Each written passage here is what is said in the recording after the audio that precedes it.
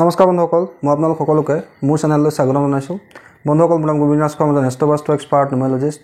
বন্ধুসকল, আপোনালোকৰ সুবিধাৰ্থে মই এই চেনেলটোত বাস্তুৰ সম্পৰ্কে, সংখ্যাতত্বৰ সম্পৰ্কে, জ্যোতিষৰ সম্পৰ্কে, তাৰ লগতে আপোনালোকৰ বিভিন্ন সমস্যাৰ সমাধানৰ উপায়সমূহৰ সম্পৰ্কে আলোচনা কৰি থাকোঁ। গতিকে যদিহে আপোনালোকৰ মোৰ চেনেলৰ ভিডিঅ'সমূহ চাই ভাল লাগে, অনুগ্ৰহ কৰি মোৰ চেনেলটো ছাবস্ক্ৰাইব কৰি ভিডিঅ'সমূহ লাইক কৰিব, কমেণ্ট কৰিব আৰু যিমান পাৰে শ্বেয়াৰ কৰিব। বন্ধুসকল, মই আপোনালোকৰ লগত মোৰ আগৰ ভিডিঅ'টোত ৰাহুৰ ৰাশি পৰিৱৰ্তনৰ সম্পৰ্কে আলোচনা কৰিছিলোঁ। অহা 18 মে তাৰিখে ৰাহুৰ লগতে কেতুৱেও ৰাশি পৰিৱৰ্তন কৰিব। বন্ধুসকল, আমি সকলোৱে জানো যে ৰাহু কেতু একেলগে আমাৰ নক্ষত্ৰ মণ্ডলত পৰিভ্ৰমণ কৰে আৰু ৰাহুৰ নিচিনাকৈ কেতু গ্ৰহ এটা ৰাশিত 1.5 বছৰ সময় কটায়। বন্ধুসকল, কেতু গ্ৰহকো ৰাহুৰ নিচিনাকৈ এটা পাপী গ্ৰহ আৰু ৰহস্যময় গ্ৰহ বুলি কোৱা হৈছে। কেতু হৈছে আধ্যাত্মিকতাৰ কাৰক, জ্যোতিষৰ কাৰক। কেতু হৈছে আমাৰ ইনটিউশ্যনৰ কাৰক, ৰিচাৰ্চৰ কাৰক। কেতু হৈছে ছেপাৰেশ্যন, আইচলেশ্যনৰ কাৰক। কেতু হৈছে মুখ্যৰ কাৰক। বন্ধুসকল, অহা 18 মে তাৰিখে ৰাহুৰ লগতে কেতুৱেও ৰাশি পৰিৱৰ্তন কৰিব আৰু এই ৰাশি পৰিৱৰ্তনৰ ফলত অন্যান্য ৰাশিসমূহৰ ওপৰত ইয়াৰ কি ধৰণৰ প্ৰভাৱ পৰিব সেই বিষয়ে আজি মই আপোনালোকৰ লগত আলোচনা কৰিবলৈ আগবাঢ়িছোঁ। বন্ধুসকল, প্ৰথমে আলোচনা কৰোঁ হওক কালপুৰুষৰ প্ৰথম ৰাশি মেষ ৰাশিৰ পৰা। বন্ধুসকল, 18 মে তাৰিখে কেতু গ্ৰহ কন্যা ৰাশিৰ পৰা সিংহ ৰাশিত প্ৰৱেশ কৰিব। আপোনাৰ ৰাশিৰ পৰা পঞ্চম স্থানত কেতুৱে ৰাশি পৰিৱৰ্তন কৰিব। পঞ্চম স্থানটো প্ৰেমৰ স্থান, সন্তানৰ স্থান, শিক্ষাৰ স্থান বুলি কোৱা হৈছে। এই স্থানত কেতু ৰাশি পৰিৱৰ্তন কৰাৰ লগে লগে আপোনালোকৰ প্ৰেম সম্পৰ্কত সমস্যাৰ সৃষ্টি হ'ব পাৰে। তাৰ লগতে সম্পৰ্কবিলাকত মনোমালিন্যৰ সৃষ্টি হ'ব পাৰে। কিন্তু বিদ্যাৰ্থীসকলৰ কাৰণে এই গোচৰ কিন্তু অত্যন্ত শুভ। তেওঁলোকৰ নতুন নতুন বিষয়ৰ প্ৰতি কিউৰিঅচিটি বৃদ্ধি পাব, কৌতূহল বৃদ্ধি পাব। যদি কোনোবাই ৰিচাৰ্চ কৰি আছে তেওঁলোকৰ সেই ক্ষেত্ৰত অত্যন্ত ভাল ফল লাভ হ'ব। তাৰোপৰি আধ্যাত্মিকতা, ধাৰ্মিক পুথি, পুৰাতত্ত্ব, ইতিহাস ইত্যাদিৰ প্ৰতি আপোনাৰ মনোযোগ বৃদ্ধি পাব। কেৱল সম্পৰ্কবিলাকৰ ক্ষেত্ৰত আপোনালোকে অকণমান সাৱধান হৈ চলা উচিত। আপুনি বিশ্বাসঘাতকতাৰ সন্মুখীন হ'ব লগা হ'ব পাৰে।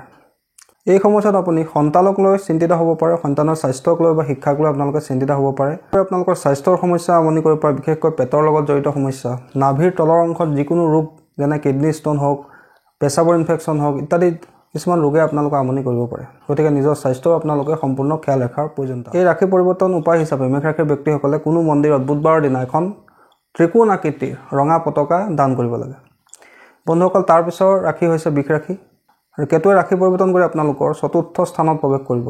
বন্ধুসকল, চতুৰ্থ স্থান হৈছে মাতৃৰ স্থান, সুখৰ স্থান, ঘৰ বা ভূমিৰ স্থান, মানসিক শান্তিৰ স্থান।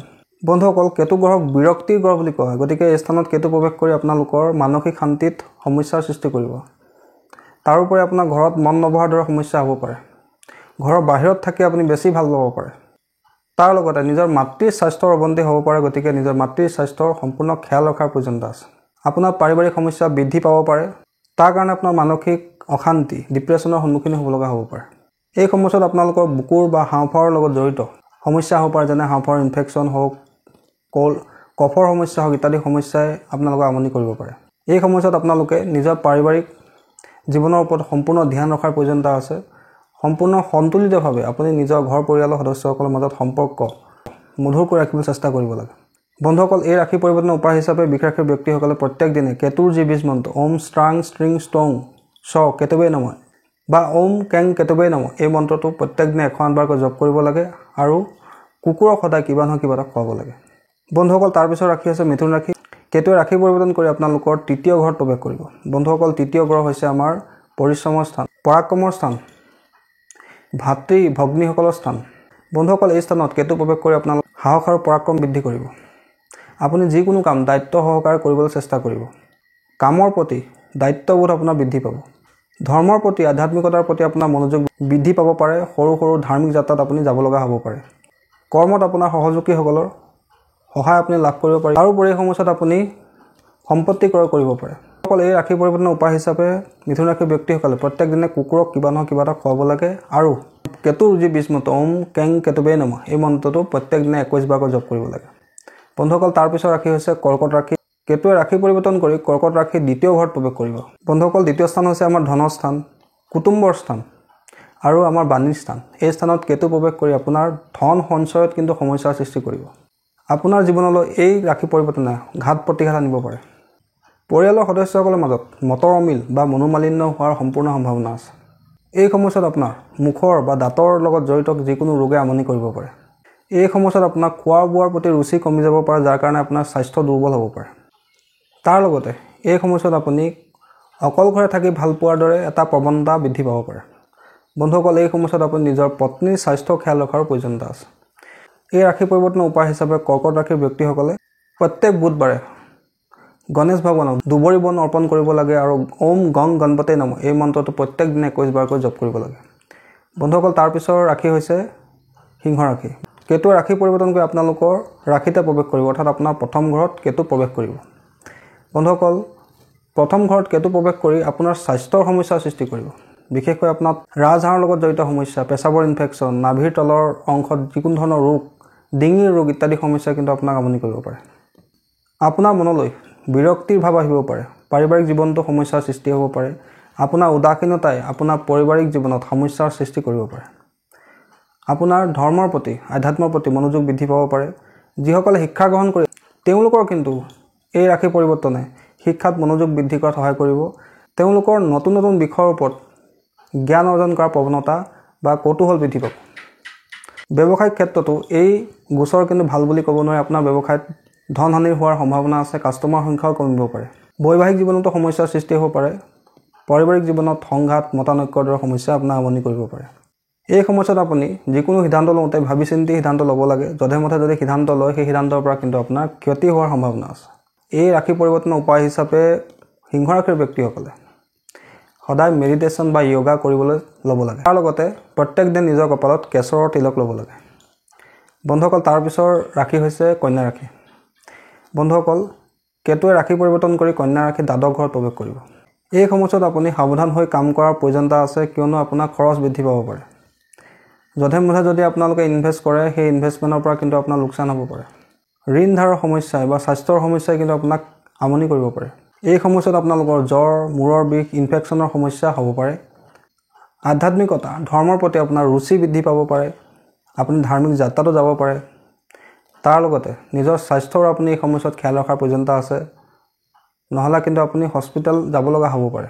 কাৰ্যক্ষেত্ৰত উদাসীন হোৱাৰ কাৰণে আপোনাৰ কৰ্মটো কিন্তু সৰু সুৰা বাধাই আপোনাক আমনি কৰিব পাৰে। বন্ধুসকল, এই ৰাশি পৰিৱৰ্তনৰ উপায় হিচাপে কন্যা ৰাশিৰ ব্যক্তিসকলে মন্দিৰত কল দান কৰিব লাগে। তাৰ লগতে কেতুৰ যি বীজ মন্ত্ৰ ওম ষ্ট্ৰাং ষ্ট্ৰিং ষ্ট্ৰং চ কেতুৱে নম এই মন্ত্ৰটো প্ৰত্যেক দিনে জপ কৰিব লাগে। বন্ধুসকল, তাৰ পিছৰ ৰাশি হৈছে তুলা ৰাশি। বন্ধুসকল, কেতু গ্ৰহে ৰাশি পৰিৱৰ্তন কৰি আপোনালোকৰ একাদশ ঘৰত প্ৰৱেশ কৰিব। বন্ধুসকল, আমি সকলোৱে জানো একাদশ ঘৰ হৈছে আমাৰ লাভৰ স্থান, আয়ৰ স্থান। এই স্থানত কেতু প্ৰৱেশ কৰি আপোনাৰ আয় বৃদ্ধি কৰাত সহায় কৰিব। আপোনাক নতুন নতুন ধাৰ্মিক জ্ঞান প্ৰদান কৰাত সহায় কৰিব। এই সময়ছোৱাত আপোনাৰ ধৰ্মৰ প্ৰতি, আধ্যাত্মিকতাৰ প্ৰতি, জ্যোতিষৰ প্ৰতি মনোযোগ বৃদ্ধি পাব। এই সময়ছোৱাত যদি আপুনি কোনোবা তীৰ্থস্থান যাম বুলি ভাবিছিলে, সেই ইচ্ছা আপোনাৰ পূৰ্ণ হ'ব। তাৰ লগতে আপোনাৰ কৰ্মত আপোনাৰ ভাগ্যৰ সহায় লাভ কৰাত এই ৰাশি পৰিৱৰ্তনে সহায় কৰিব। কিন্তু এই সময়ছোৱাত আপোনাৰ প্ৰেমৰ সম্পৰ্কত সমস্যাৰ সৃষ্টি হ'ব পাৰে। প্ৰেমৰ সম্পৰ্কত আপোনালোকৰ সংঘাত বৃদ্ধি পাব পাৰে। এই সময়ছোৱাত আপোনালোকে জীৱনত নতুন কিবা এটা কৰাৰ সুবিধা আপোনালোকে লাভ কৰিব। আপোনালোকে ইনকামৰ নতুন পথ লাভ কৰাৰ সম্ভাৱনা আছে। বন্ধুসকল, এই ৰাশি পৰিৱৰ্তনৰ উপায় হিচাপে তুলা ৰাশিৰ ব্যক্তিসকলে টাইগাৰ আই ৰত্ন বা টাইগাৰ আই ব্ৰেচলেট ধাৰণ কৰিব। তাৰ লগতে কোনো মন্দিৰত কলা বগা কম্বল দান কৰিব। বন্ধুসকল, তাৰ পিছৰ ৰাশি হৈছে বৃশ্চিক ৰাশি।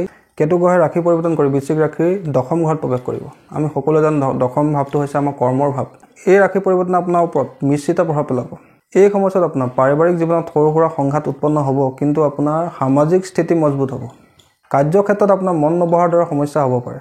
নিজৰ পিতৃৰ স্বাস্থ্যৰ সমস্যা আপোনাক আমনি কৰিব পাৰে। নিজৰ পিতৃৰ স্বাস্থ্য খেয়াল ৰখাৰ এই সময়ছোৱাত প্ৰয়োজনীয়তা আছে। ডেইলি ৰুটিন ফ'ল' কৰি কাম কৰাৰ ক্ষেত্ৰত আপোনাৰ বিৰক্তি উৎপন্ন হ'ব পাৰে। আপুনি অকলে থাকি ভাল পোৱাৰ প্ৰৱণতা বৃদ্ধি পাব পাৰে। গতিকে এই সময়ছোৱাত আপোনালোকে ধৈৰ্য সহকাৰে নিজৰ কাৰ্যক্ষেত্ৰত নিজৰ স্থিতি অটল কৰি ৰাখিবলৈ যত্নপৰ হোৱাৰ প্ৰয়োজনীয়তা আছে। বন্ধুসকল, এই ৰাশি পৰিৱৰ্তনৰ উপায় হিচাপে বৃশ্চিক ৰাশিৰ ব্যক্তিসকলে সদায় কুকুৰক কিবা নহয় কিবা এটা খুৱাব লাগে। তাৰ লগতে সদায় মেডিটেশ্যন বা য়োগা কৰিবলৈ চেষ্টা কৰিব লাগে।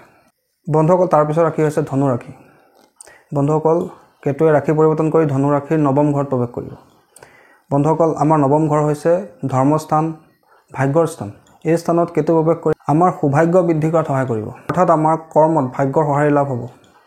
আমাৰ আধ্যাত্মিকতাৰ প্ৰতি, ধৰ্মৰ প্ৰতি, জ্যোতিষৰ প্ৰতি আমাৰ মনোযোগ বৃদ্ধি পাব। আপোনাৰ ইনটিউশ্যন পাৱাৰ বৃদ্ধি পাব।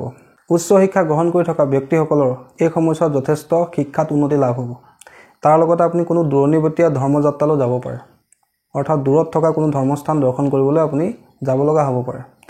এই সময়ছোৱাত আপোনাৰ কাৰ্যক্ষেত্ৰত কিন্তু ট্ৰেন্সফাৰ হোৱাৰ সম্ভাৱনা আছে আৰু এই সময়ছোৱাত আপুনি নিজৰ স্বাস্থ্য খ্যাল ৰখাৰ প্ৰয়োজনীয়তা আছে। নাভিৰ তলৰ অংশত আপোনাৰ যিকোনো ধৰণৰ ৰোগ হ'ব পাৰে, গতিকে আপুনি নিজৰ স্বাস্থ্যও খ্যাল ৰাখিব। বন্ধুসকল, এই ৰাশি পৰিৱৰ্তনৰ উপায় হিচাপে ধনুৰাশিৰ ব্যক্তিসকলে প্ৰত্যেক দিনা নিজৰ নাভিত চন্দনৰ তিলক লগাব লাগে, গণেশ ভগৱানৰ উপাসনা কৰিব লাগে। বন্ধুসকল, তাৰপিছত ৰাশি হৈছে মকৰ ৰাশি। কেতুৱে ৰাশি পৰিৱৰ্তন কৰি মকৰ ৰাশিৰ অষ্টম ঘৰত প্ৰৱেশ কৰিব। বন্ধুসকল, আমি সকলোৱে জানো যে অষ্টম ঘৰ হৈছে আমাৰ মৃত্যুৰ স্থান, সমস্যাৰ স্থান, ট্ৰেন্সফৰ্মেশ্যনৰ স্থান। এই স্থানত কেতু গ্ৰহ প্ৰৱেশ কৰি আপোনাৰ জীৱনলৈ হাল সলনি আনিব পাৰে। তাৰ লগতে আপোনাৰ জীৱনলৈ কিছুমান অনাৱশ্যক সমস্যা কঢ়িয়াই আনিব পাৰে। গুপ্ত শত্ৰুৰ সংখ্যা বৃদ্ধি পাব পাৰে, গুপ্ত শত্ৰুৱে আপোনাক ক্ষতি কৰিব পাৰে। অকস্মাত ধন লাভ হোৱাৰ সম্ভাৱনা আছে। তাৰ লগতে নিজৰ স্বাস্থ্যৰ খ্যাল ৰখাৰ প্ৰয়োজনীয়তা আছে। এই সময়ছোৱাত কিন্তু আপোনালোকৰ নাভিৰ লগত জড়িত ৰোগ, কিডনিৰ লগত জড়িত ৰোগ, ৰাজহাড়ৰ লগত জড়িত ৰোগ, জইণ্ট পেইন, তলপেটৰ অংশত যিকোনো ধৰণৰ ৰোগ আপোনাৰ হ'ব পাৰে। গতিকে আপোনালোকে স্বাস্থ্যৰ সম্পূৰ্ণ খ্যাল ৰখাৰ প্ৰয়োজনীয়তা আছে। তাৰোপৰি নিজৰ পত্নীৰ ঘৰ পৰিয়ালৰ লগত আপুনি সম্পৰ্ক মধুৰ ৰাখিবলৈ যত্ন কৰিব লাগে। ভৌতিক সুখ সুবিধাৰ প্ৰতি আপোনাৰ মনোযোগ আঁতৰিব পাৰে। ধৰ্মৰ প্ৰতি, আধ্যাত্মিকতাৰ প্ৰতি আপোনাৰ মনোযোগ বৃদ্ধি পাব পাৰে। আপোনাৰ পাৰিবাৰিক জীৱনতো সমস্যাৰ সৃষ্টি হ'ব পাৰে। গতিকে আপোনালোকে যিমান পাৰে পৰিয়ালৰ ব্যক্তিসকলৰ লগত সম্পৰ্ক মধুৰ কৰি ৰাখিবলৈ চেষ্টা কৰিব লাগে। বন্ধুসকল, এই ৰাশি পৰিৱৰ্তনৰ উপায় হিচাপে মকৰ ৰাশিৰ ব্যক্তিসকলে প্ৰত্যেক দিনে কেতুৰ যি বীজ মন্ত্ৰ ওম কেং কেতুবে নমঃ এই মন্ত্ৰটো জপ কৰিব লাগে আৰু কোনো মন্দিৰত কলা বগা অৰ্থাৎ দুই ৰঙৰ ব্লেক এণ্ড হোৱাইট কম্বল আৰু ত্ৰিকোণ আকৃতিৰ এখন গেৰুৱা পতাকা মন্দিৰত দান কৰিব লাগে। বন্ধুসকল, তাৰপিছৰ ৰাশি হৈছে কুম্ভ ৰাশি। বন্ধুসকল, কেতুৱে ৰাশি পৰিৱৰ্তন কৰি কুম্ভ ৰাশিৰ সপ্তম ঘৰত প্ৰৱেশ কৰিব। বন্ধুসকল, আমি সকলোৱে জানো যে সপ্তম ঘৰ হৈছে আমাৰ পত্নীৰ স্থান, পাৰ্টনাৰৰ স্থান, ব্যৱসায়ৰ স্থান। এই স্থানত কেতু প্ৰৱেশ কৰি কিন্তু আপোনাৰ পাৰিবাৰিক জীৱনত সমস্যা আনিব পাৰে। পত্নীৰ লগত সংঘাত, মনোমালিন্য আপোনাক সমস্যাৰ সৃষ্টি কৰিব পাৰে। যদিহে আপুনি জইণ্ট বিজনেছ কৰে, সেই ক্ষেত্ৰতো আপুনি পাৰ্টনাৰৰ পৰা সমস্যাৰ সন্মুখীন হ'ব পাৰে। ব্যৱসায়ৰ ক্ষেত্ৰতো আপুনি সমস্যাৰ সন্মুখীন হ'ব পাৰে। কাষ্টমাৰ সংখ্যা কমি যাব পাৰে বা আপোনাৰ ব্যৱসায়ত লোকচান হোৱাৰ সম্ভাৱনা আছে। এই সময়ছোৱাত আপুনি মনে বিচৰা ধৰণে ব্যৱসায়িক উন্নতি লাভ কৰাত সমস্যা হ'ব। শত্ৰুৰ বেয়া নজৰ আপোনাৰ ব্যৱসায়ৰ ওপৰত, আপোনাৰ ঘৰ পৰিয়ালৰ ওপৰতো পৰিব পাৰে। এই সময়ছোৱাত আপোনালোকে সাৱধানে কটোৱা উচিত আৰু উপায় হিচাপে কুম্ভ ৰাশিৰ ব্যক্তিসকলে প্ৰত্যেক দিনে গণেশ ভগৱানৰ পূজা কৰিব লাগে আৰু কুকুৰক কিবা নহয় কিবা এটা খুৱাব লাগে। বন্ধুসকল, তাৰপিছৰ ৰাশি হৈছে মীন ৰাশি। বন্ধুসকল, কেতুৱে ৰাশি পৰিৱৰ্তন কৰি মীন ৰাশিৰ ষষ্ঠ ঘৰত প্ৰৱেশ কৰিব। এই সময়ছোৱাত আপোনালোকৰ কিন্তু অনুকূল পৰিণাম লাভ হ'ব। যদি আপুনি ঋণ ধাৰৰ সমস্যাত পৰি আছিলে, ঋণ ধাৰৰ সমস্যাৰ পৰা আপুনি মুক্তি লাভ কৰিব পাৰিব। আপোনাৰ খৰচৰ সংখ্যা বৃদ্ধি পাব, কিন্তু তাৰ লগতে আপোনাৰ ইনকামো বৃদ্ধি পাব। সেইকাৰণে আপুনি সঞ্চয়ৰ কাৰণে অকণমান খৰচক নিয়ন্ত্ৰণ কৰাৰ প্ৰয়োজনীয়তা আছে। চাকৰি কৰাসকলৰ কাৰ্যক্ষেত্ৰত উন্নতি লাভ হ'ব, পদোন্নতি হোৱাৰো সম্ভাৱনা আছে। ব্যৱসায়ীসকলৰ ব্যৱসায়ত উন্নতি লাভ হ'ব, নতুন নতুন উৎসৰ পৰা তেওঁলোকৰ ধন লাভ হোৱাৰ সম্ভাৱনা আছে। কিন্তু এই সময়ছোৱাত আপোনালোকৰ সম্পৰ্কত সমস্যাৰ সৃষ্টি হ'ব পাৰে। তাৰ লগতে আপোনাৰ স্বাস্থ্যৰ সমস্যা আমনি কৰিব পাৰে। গতিকে আপুনি নিজৰ স্বাস্থ্য খ্যাল ৰখাৰ প্ৰয়োজনীয়তা আছে। তাৰ লগতে সম্পৰ্কবোৰ মধুৰ কৰিবৰ কাৰণে আপুনি যত্নপৰ হোৱা উচিত, অন্যথা কিন্তু আপোনাৰ পাৰিবাৰিক সমস্যা আমনি কৰিব পাৰে। বন্ধুসকল, এই ৰাশি পৰিৱৰ্তনৰ উপায় হিচাপে মীন ৰাশিৰ ব্যক্তিসকল মন্দিৰত কলা বগা তিল অৰ্থাৎ কলা আৰু বগা তিল মন্দিৰত দান কৰিব লাগে। তাৰ লগতে গণেশ ভগৱানৰ যি বীজ মন্ত্ৰ ওম গং গণপতে নমঃ এই মন্ত্ৰটো সদায় জপ কৰিব লাগে। বন্ধুসকল, এয়াই আছিল কেতু ৰাশি পৰিৱৰ্তনৰ ফলত অন্যান্য ৰাশিৰ ওপৰত ইয়াৰ কি প্ৰভাৱ পৰিব সেই বিষয়ে সবিশেষ। আশা কৰিছোঁ আপোনালোকৰ ভিডিঅ'টো চাই ভাল লাগিল। আশা কৰিছোঁ আপোনালোকৰ বিষয়টোও ভাল লাগিল।